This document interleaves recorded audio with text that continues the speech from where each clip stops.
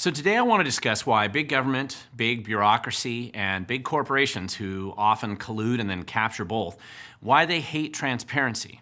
And we'll also discuss why it matters and what I think you can do about it.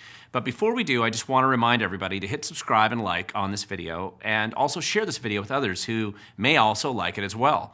If you want to support our ongoing efforts to expose the truth in Washington State, you can also go to the links in the video description down below.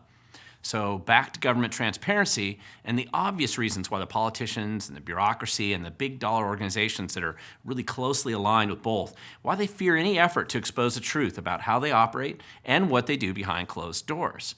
Now, for many years, there's been an obvious tension between the public. We want to know what government's actually doing, and then, of course, the desire of government to conceal the truth from the public, the rest of us.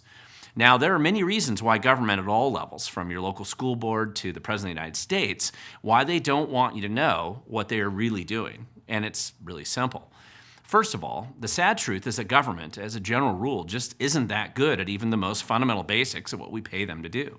I mean, even the simple things seem to be challenging. They are often fumbled, bumbled, and they often are neglected. I mean, knowing how the sausage factory of government works, it's not going to grow more confidence in the public with how it works when they see it. I mean, and why does this really matter, right? It's easy. People are paying taxes to support this kind of fumbling edifice of government. And then when people are having financial difficulties at home, those people are understandably angry when they realize that most of their hard-earned dollars taken by the state are actually wasted. And it's not a surprise that people are upset by this. So the average person's disgusted when they realize that they send massive sums of money to the state, and then they discover the state's education system, for example, is a total mess. Test scores are dropping, standards are collapsing, and to make it worse now, the schools are just trying to conceal how much disaster their education fiascos actually become. In many places, like my home state of Washington, a sizable percentage of the local school budget come from additional levies or bonds that must be approved by the voters before they can be collected by the state. And if the voters realize how much of their tax dollars are wasted or squandered on stupid things, well, it isn't hard to figure out why the school district or the education lobby itself, why they want to conceal that truth from the public.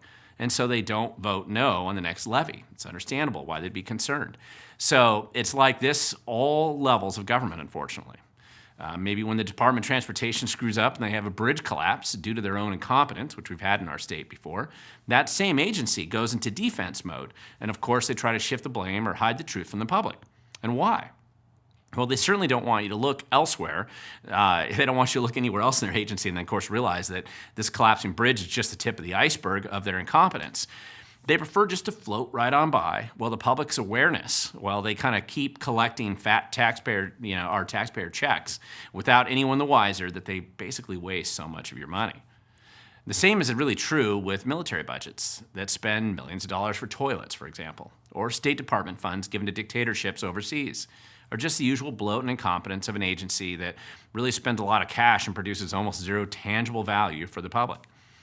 And now let's be realistic here. It is rare to find anyone who actually believes our local, state, or national government or any of the bureaucracy related to those is actually competent or capable. And actually, let me clarify, government is pretty good at just a few things. They're great at justifying their existence. They're awesome at finding excuses for their failures or shifting the blame to others. And they're incredibly good at wasting your tax dollars, other people's money, of course. However, outside of these limited skill sets, most people realize government is genuinely wasteful, incompetent, and usually corrupt, unfortunately. However, the bureaucracy and the politicians in charge, and most particularly the special interest grifters who kind of feed on the taxpayer funds that are collected by the state, these guys need to keep up the fiction that the public gets some viable, commensurate, or proportional value to the tax dollars that they squander in our name. So the bureaucrats lie, and they pretend that all is well. And it's a pleasant fiction that helps calm the boisterous waters of discontent that are always stirring out there. Unfortunately, though, for the bureaucrats and the politicians anyway, this is mostly a lie.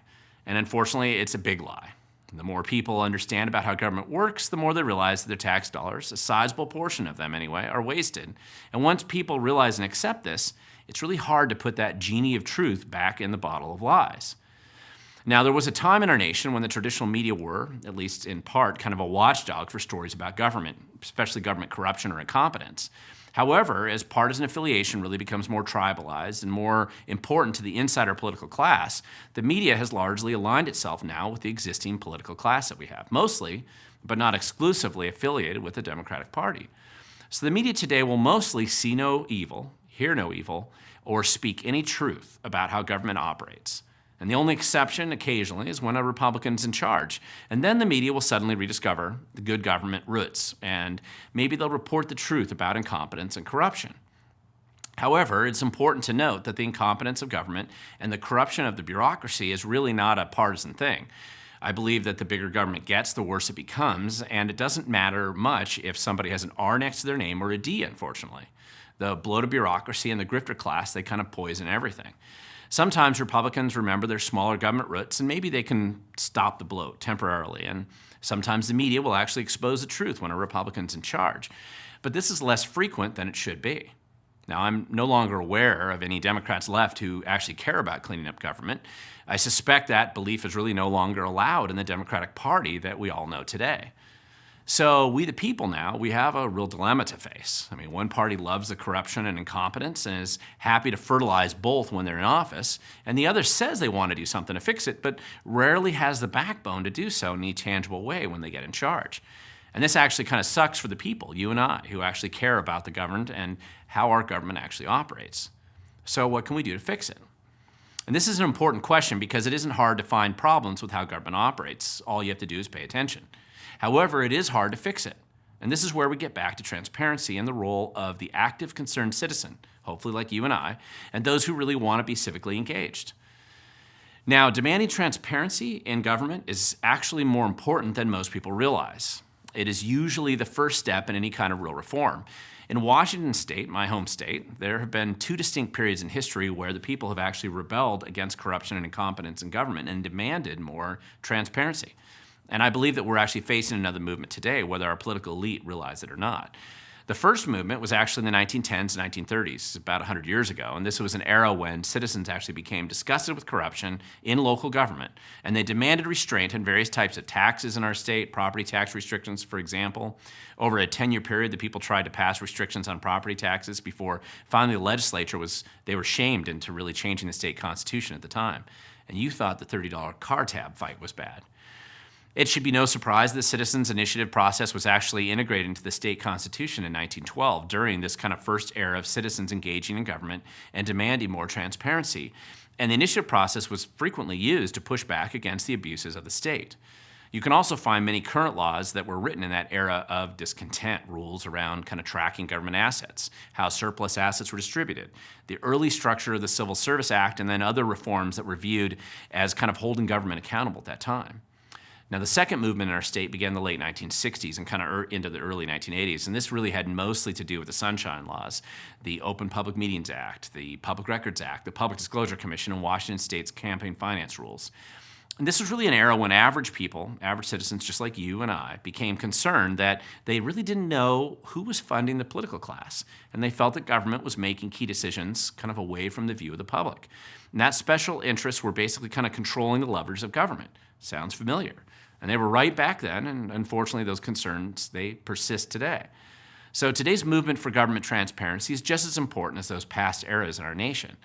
We have the Public Records Act, but the bureaucracy has been evolving ways to avoid compliance and, of course, finding ways to conceal the truth from the public.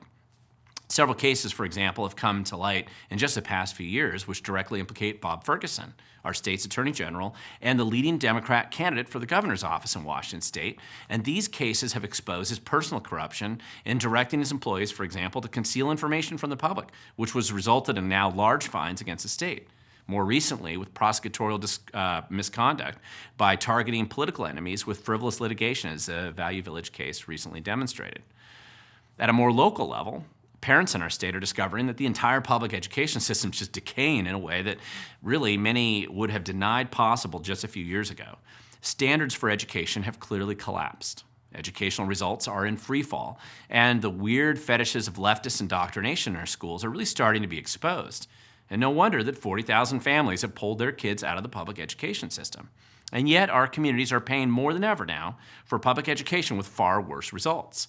So increasing costs and collapsing quality standards, this is not really a sustainable recipe for success, even by the already low expectations set by our government today.